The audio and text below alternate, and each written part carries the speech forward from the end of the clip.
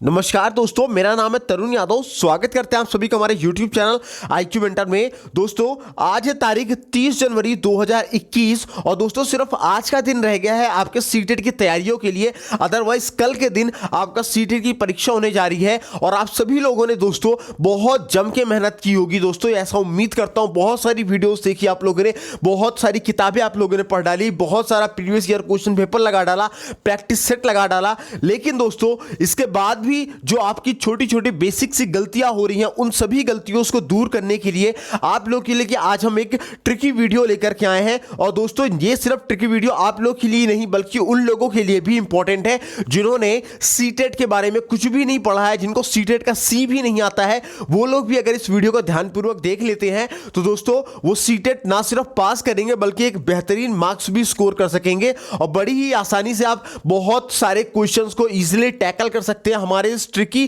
कविता के माध्यम से एक छोटी सी कविता हम आप लोगों के लिए लेकर के यहां पे आए हैं। एक बहुत ही छोटी सी कविता आप लोगों के लिए बनाई गई है और इस छोटी सी कविता को अगर आप समझ लेते हैं प्रॉपर तरीके से तो दोस्तों आप सीटेट में बड़े ही आराम से 90+ मार्क्स लेकर के आ जाएंगे। अगर आपने सीटेट में कुछ भी नहीं पढ़ा है तो दोस्तों बिना टाइम वेस्ट किए शुरुआत करेंगे आज के सेशन की। मैं आपसे ये नहीं कहूंगा कि दोस्तों आप मेरे चैनल को सब्सक्राइब करें या फिर मेरी वीडियो को लाइक करें। दोस्तों आप पहले आप पूरी वीडियो को देखिएगा, पूरे कंटेंट को देखिएगा।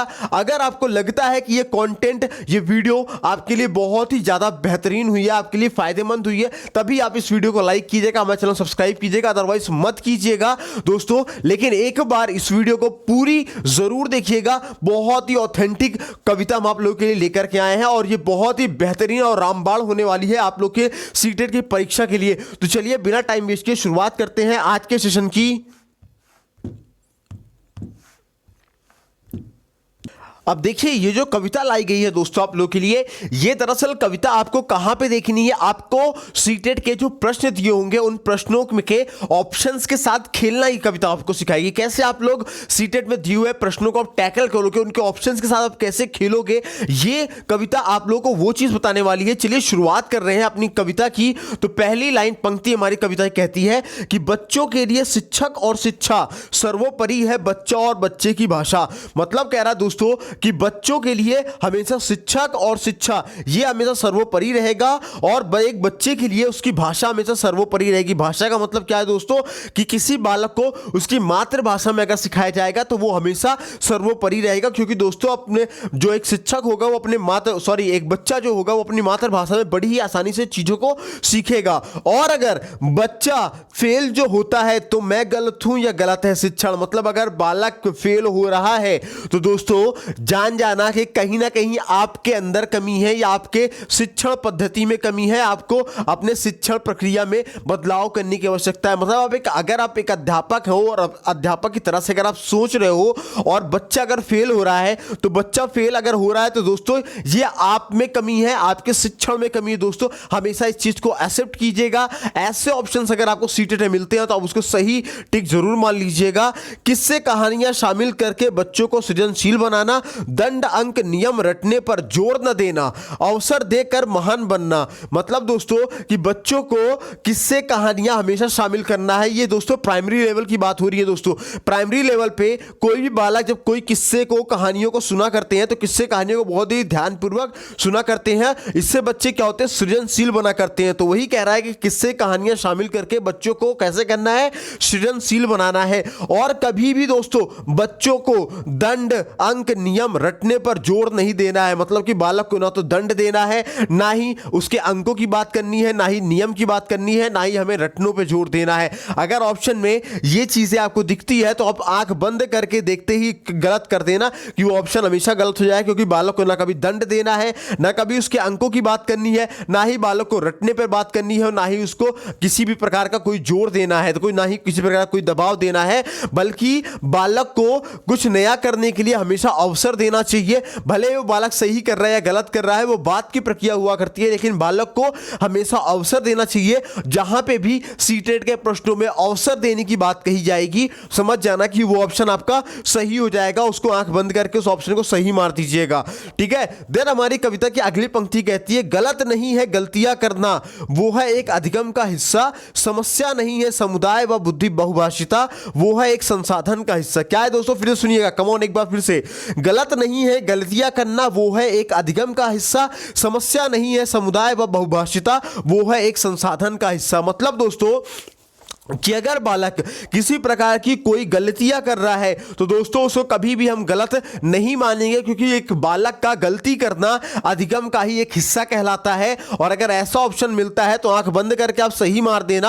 और दोस्तों जहां पे भी आपको समुदाय या फिर बहुभाषिता को एक समस्या के तौर पे दिखाया गया हो, समझ जाना कि वो ऑप्शन आपका एकदम गलत हो जाएगा। क्योंकि दोस्तों समुदाय और बहुभाषिता ये हमारे भारतीय कक्षा की एक विशेषता है, जो दोस्तों ना कि एक समस्या नहीं बल्कि एक संसाधन है। और एक शिक्षक को ये समुदाय और बहुभाषिता को एक संसाधन के तौर पे इस्तेमाल करना चाहिए। इसलिए ऑप्शन में जहां पे भी समुदाय और बहुभाषिता को एक समस्या बताया गया हो, उस ऑप्शन को तुरंत काट देना, क्योंकि वो ऑप्शन नहीं बल्कि एक समस्या नहीं, एक संसाधन की तरह उसका इस्तेमाल हम लोग किया करते हैं। देन दोस्तों हमारी कविता की अगली पंक्ति कहती है, सक्रिय अधिगम हेतु भ्रमण कीजो, स्कूली ज्ञान को जीवन से जोड़ो, समूह में कार्य कराया तभी बनेंगे वो सहयोगी। मतलब दोस्तों कि किसी भी बालकों के लिए या फिर किसी भी विद्यालय के या किस कक्षा के बालक के अधिगम के लिए या सक्रिय अधिगम के लिए उस बालक को हमेशा भ्रमण के लिए ले जाना होगा।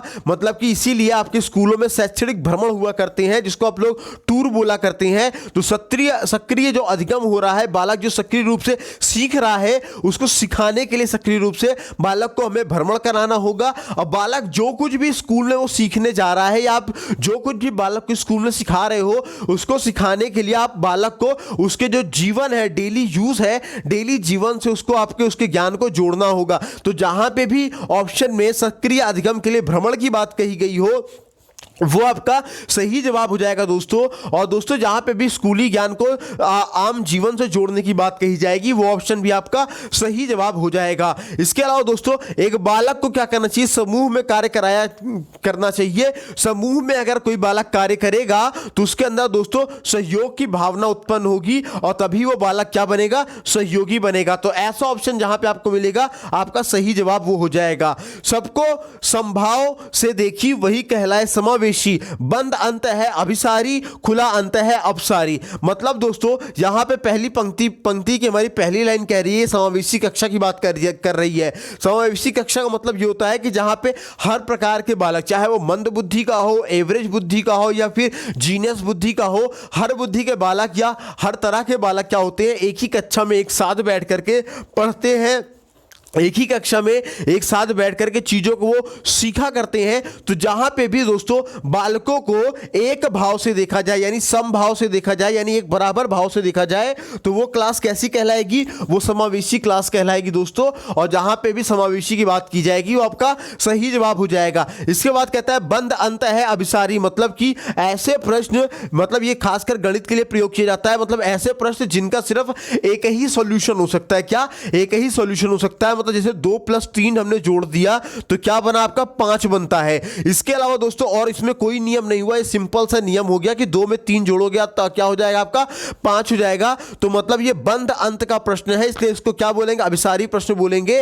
और ऐसे प्रश्न जिनके कई तरीके से हम उत्तर निकाल सकते हैं, क्या, ऐसे प्रश्न जिनके हम कई तरीके से उत्तर निकाल सकते हैं, उनको हम क्या बोलते हैं दोस्तों, अभिसारी प्रश्न बोला करते हैं, या फिर खुला अंत वाले प्रश्न बोला करते हैं। और दोस्तों आप मेरी मैथमेटिक्स शिक्षण की या मैथमेटिक्स पेडागोजी अगर आपने वीडियो नहीं देखी है तो उस वीडियो को जरूर देख लीजिएगा, आपका ये कॉन्सेप्ट पूरी तरीके से क्लियर हो जाएगा। देन हम बढ़ते हैं हमारे कविता की अंतिम और लाइन की तरफ, अंतिम लाइन माफ कीजिएगा, अगली लाइन की तरफ। अगली लाइन हमारी कहता है कि सुनना बोलना पढ़ना लिखना, क्या, सुनना बोलना पढ़ना लिखना, सीक्वेंस याद रखिएगा, सुनना बोलना पढ़ना लिखना, ये चारों है भाषा के कौशल। क्या है दोस्तों, एग्जाम में आता है, ऑप्शन में पूछा जाता है दोस्तों कि सुनना बोलना पढ़ना लिखना, ये चारों क्या है दोस्तों, भाषा के कौशल हुआ करते हैं, जिनमें से आपका बोलना और लिखना उत्पादक हुआ करता है। क्या, बोलना और लिखना एक उत्पादक की तरह देखा जाता है। और दोस्तों सुनना और पढ़ना क्या कहलाता है आपका, है ना, गणनात्मक की तरफ कहलाता है। कैसे कहलाएगा, गणनात्मक की तरह कहलाएगा। मतलब बोलना लिखना उत्पादक और सुनना पढ़ना क्या हो गया, गणनात्मक हो जाया करता है दोस्तों। वहीं पे अर्थ ग्रहण पठन कहलाए, विचार लिखना लेखक कहलाए, उदाहरण से नियम आगमन कहलाए, नियम से उदाहरण निगमन कहलाए। मतलब क्या होगा दोस्तों कि जब भी आप अर्थ समझ करके क्या कर रहे हो, अर्थ को समझ करके किसी पाठ को पढ़ रहे हो तो वो पठन कहलाता है, अर्थ ग्रहण करके जब आप पढ़ रहे होते हो। और दोस्तों जब आप विचारों को अपने लिख रहे होते हो तो आप क्या कहलाओगे, लेखक कहलाओगे। और जब भी कभी दोस्तों आप कुछ भी पढ़ाने जा रहे हो, पढ़ाने के पहले अगर आपने उदाहरण दिया, पहले उदाहरण दिया फिर आपने नियम को बताया, क्या किया, पहले उदाहरण दिया फिर नियम बताया, तो क्या हुआ, विशिष्ट से सामान्य की ओर जब आप गए तो वो क्या कहलाएगा दोस्तों, आपका आगमन विधि कहलाता है। लेकिन जब आप पहले नियम को बताते हो फिर उदाहरण देते हो तो दोस्तों वो क्या कहलाता है, निगमन विधि कहलाया करता है। दोस्तों जो आगमन विधि होता है ये आपके प्राइमरी स्तर के लिए इस्तेमाल किया जाता है कि पहले इसमें उदाहरण दिया जाता है फिर उसका नियम बताया जाता है। लेकिन जो निगमन विधि होता है दोस्तों ये आपके अपर लेवल के लिए इस्तेमाल किया जाता है, जिनमें पहले नियम को समझाया जाता है और फिर उदाहरण को बताया जाता है। और इस निगमन विधि को दोस्तों हम लोग खासकर जो आपके त्रिकोणमिति है या ज्यामिति है, इन प्रश्नों को हल करने के लिए प्रयोग किया करते हैं। देन हमारी कविता की अगली लाइन क्या कहती है दोस्तों, आइए सुनते हैं उसको, अगली लाइन को हमारे, तोड़ फोड़ विश्लेषण कीजो, फिर से जोड़ संश्लेषण कीजो, समस्या पहचान करे निदान, समस्या दूर करे उपचार। मतलब क्या होगा दोस्तों कि जब भी आप किसी प्रश्न को तोड़ तोड़ करके उसके उत्तर को निकाल रहे होते हो, जब भी किसी प्रश्न को तोड़ फोड़ करके उसका उत्तर निकाल रहे होते हो तो क्या कहलाता है, विश्लेषण कहलाता है। और जब भी आप किसी प्रश्न को जोड़ जोड़ करके उसका उत्तर निकाल रहे होते हो तो वो संश्लेषण कहलाया करता है। और दोस्तों हमेशा किसी भी बालक के अंदर अगर किसी तरह की कोई समस्या आती है, शैक्षणिक या अधिगम संबंधी कोई समस्या आती है तो हमें क्या करना चाहिए, सबसे पहले उस बालक की समस्या की पहचान करनी चाहिए। समस्या की पहचान करके उस बालक का निदान करना चाहिए और निदान करने के बाद उस समस्या को दूर करने के क्या उपचार हो सकते हैं उन सभी के बारे में हमें सोचना चाहिए दोस्तों। ठीक है। देन हमारी कविता की अगली पंक्ति कहती है, भाषिक क्षमता जन्मजात होवे ये कहना है चौमास्की का, भाषिक विकास समाज से होवे ये कहना है वाइगोत्स्की का। मतलब दोस्तों कि चौमास्की साहब क्या कहते हैं कि जो किसी भी बालक के अंदर जो भाषिक क्षमता होती है, जो भाषा की जो क्षमता आती है वो कैसी होती है, वो जन्मजात होती है, बाई बर्थ हुआ करती है। लेकिन यहीं पे हमारे वाइगोत्स्की साहब क्या कहते हैं, वाइगोत्स्की साहब कहते हैं कि जो वो दोस्तों भाषिक विकास होता है किसी भी बालक के अंदर, किसी भी बालक के अंदर जो भाषिक विकास हो रहा होता है वो किससे होता है, वो समाज से हुआ करता है। और आगे हम लोग पढ़ते हैं अपनी कविता को कि बच्चे सामाजिक अंतःक्रिया से सीखे, ये वाइगोत्स्की का है कहना, बच्चे प्रत्यक्ष अनुभव से सीखे, ये है पियाजे का कहना। मतलब कि वाइगोत्स्की साहब क्या कह रहे हैं कि बालक अपने सामाजिक अंतःक्रिया से चीजों को सीखा करते हैं और वहीं पे आपके पियाजे साहब कहते हैं कि बच्चे प्रत्यक्ष अनुभव से सीखा करते हैं। इन चारों कथनों को बहुत ही ध्यानपूर्वक जरा याद कर लीजिएगा। क्या कहते हैं, चौमास्की साहब कहते हैं कि भाषिक क्षमता जो होती जन्मजात हुआ करती है, वहीं वाइगोत्स्की साहब कहते हैं कि जो भाषिक विकास होता है बालकों के अंदर वो कैसा होता है, समाज से हुआ करता है। और वाइगोत्स्की साहब कहते हैं दोस्तों कि बच्चों के अंदर सामाजिक अंतःक्रिया से सीखा करते हैं और बच्चे क्या करते हैं, प्रत्यक्ष अनुभव से सीखा करते हैं। देन हमारे कविता की नेक्स्ट लाइन कहती है दोस्तों कि वातावरण के अनुरूप खुद को ढालना है अनुकूलन, वर्तमान में बदलाव का नया ग्रहण करना है समायोजन। मतलब क्या होता है दोस्तों कि वातावरण के हिसाब से, मतलब जिस जगह पे जा रहे हो वहां का जैसा वातावरण है उस वातावरण के हिसाब से जब आप अपने आप को ढाल लेते हो तो वो क्या कहलाता है दोस्तों, अनुकूलन कहलाता है, यानी कि अडेप्टेशन कहलाया करता है। और कभी कभी दोस्तों जब वर्तमान में कोई बदलाव हो जाया करता है, क्या वर्तमान में जब कोई बदलाव हो जाता है और आप उस बदलाव को ग्रहण कर लेते हैं तो क्या कहलाता है, समायोजन कहलाता है। मतलब कि वातावरण के हिसाब से कोई बदलाव होगा तो वो अनुकूलन यानी कि अडेप्टेशन, और वर्तमान में बदलाव करके कुछ नया ग्रहण करना क्या कहलाएगा, समायोजन कहलाएगा। देन हमारी कविता की अगली पंक्ति कहती है कि पियाजे जुड़े हैं संज्ञानात्मक से, कोहलबर्ग जुड़े हैं नैतिकता से, गार्डनर बहुबुद्धि बतलावे, बंडूरा नकल करवावे। बताते हैं दोस्तों कि जो पियाजे साहब है हमारे वो वो संज्ञानात्मक विकास से जुड़े हुए हैं, वहीं कोहलबर्ग आपके नैतिक विकास से जुड़े हुए हैं। और गार्डनर साहब ने दोस्तों बहुबुद्धि का सिद्धांत बताया है, और बाउंडूरा ने दोस्तों क्या किया है, नकल करवाने की बात कही है। इसके अलावा दोस्तों अभी हमारी कविता की जो अगली पंक्ति है वो कहती है कि मौखिक अक्षमता है अफेजिया डिस्फेजिया, और पढ़ने की है क्या एलेक्सिया डिसलेक्सिया, और लिखने की है डिस्ग्राफिया, और गणितीय कहलाए डिस्कैल्कुलिया। मतलब दोस्तों यहां पे क्या किया जाए, विकार की बात की जा रही है।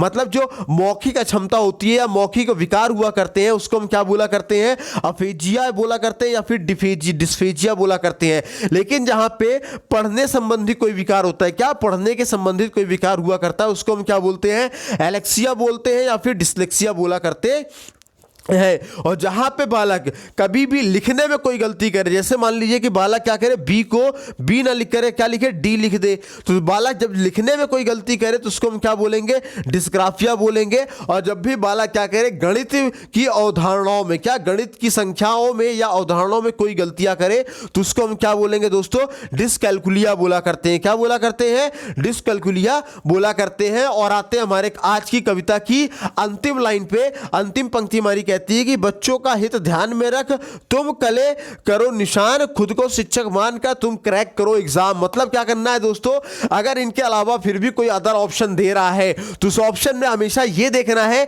कि किस ऑप्शन में बालकों की भलाई की बात की जा रही है, जिसमें बालक का हित हो रहा है, बालक का भिलाई हो रहा है, समझ जाना कि वही ऑप्शन सही होगा। तुम काले करो निशान, मतलब उसी ऑप्शन में क्या कर दो, तुम काला कर दो, उसी ऑप्शन को तुम सही मार दो। और हमेशा जब भी एग्जाम में बैठो तो अपने आप को एक प्राइमरी का शिक्षक या अपर का शिक्षक, अपने आप को एक शिक्षक मान करके उस प्रश्न को पढ़ना, आप बड़े ही आसानी से एग्जाम क्या कर दोगे, कर जाओगे क्रैक। ठीक है ना, हमेशा अपने एक शिक्षक मान करके चलना। ठीक है दोस्तों, तो ये थी दोस्तों हमारी आज की कुछ प्रमुख पंक्तियां जो हम एक ट्रिक के माध्यम से आप लोगों को सिखाने का प्रयास किए हैं। और अगर आप इसको समझ लिए होंगे तो आप बड़ी आसानी से सीटेट क्रैक कर ले जाओगे। इसके अलावा दोस्तों अभी इसके बाद हम फिर एक ट्रिकी वीडियो आपको देने वाले हैं। क्या आपको डूज है, क्या डोंट्स है, मतलब आपको सीटेट के एग्जाम में ऑप्शन में क्या करना चाहिए, क्या नहीं करना चाहिए, उसके बारे में भी हम बताने जा रहे हैं हमारी अगली वीडियो में। तो दोस्तों इस वीडियो को भी पहले प्यार दीजिए, जब तक ये वीडियो को आप लोग प्यार नहीं दोगे तब तक हम अगली वीडियो को पब्लिश नहीं करेंगे दोस्तों। तो चलिए दोस्तों आज की वीडियो में बस इतना ही। उम्मीद करता हूं आप कल के एग्जाम में बहुत ही बेहतरीन करके आने वाले हो, एकदम एग्जाम में अपनी जी जान लगा करके चले आओगे। ये सिर्फ ना कि कल के एग्जाम बल्कि आने वाले भविष्य के जो भी एग्जाम होंगे उन सभी में काम आएगा। बहुत ही रामबाण कविता है दोस्तों, इसको ध्यानपूर्वक याद कर लीजिएगा, रट लीजिएगा, लिख लीजिएगा, जो करना होगा कर लीजिएगा। लेकिन कल के एग्जाम में दोस्तों मुझे कोई बच्चा ये ना कहे कि मेरा 100 से कम प्रश्न हल हुआ है, मुझे 100+ मार्क्स चाहिए आप लोगों का। मैं अब कह रहा हूं दोस्तों कि अगर आपने कविता पढ़ लिया होगा, पसंद आई होगी तो लाइक करना, नहीं आई होगी तो कोई बात नहीं, डिसलाइक करना आपका जन्मसिद्ध अधिकार है। चैनल को अगर ठीक लगे तो सब्सक्राइब कर लेना, नहीं लगे तो कोई बात ही नहीं दोस्तों। ठीक है, चलिए मिलते हैं अगले सेशन में। आज ही के दिन में थोड़ी देर के बाद अगले सेशन मिलेंगे फिर से एक नए ट्रिक को लेकर के, जिसमें हम बताएंगे क्या डूज है क्या डोंट्स है उसको। चलिए दोस्तों, bye bye, good night, take care, sweet dreams.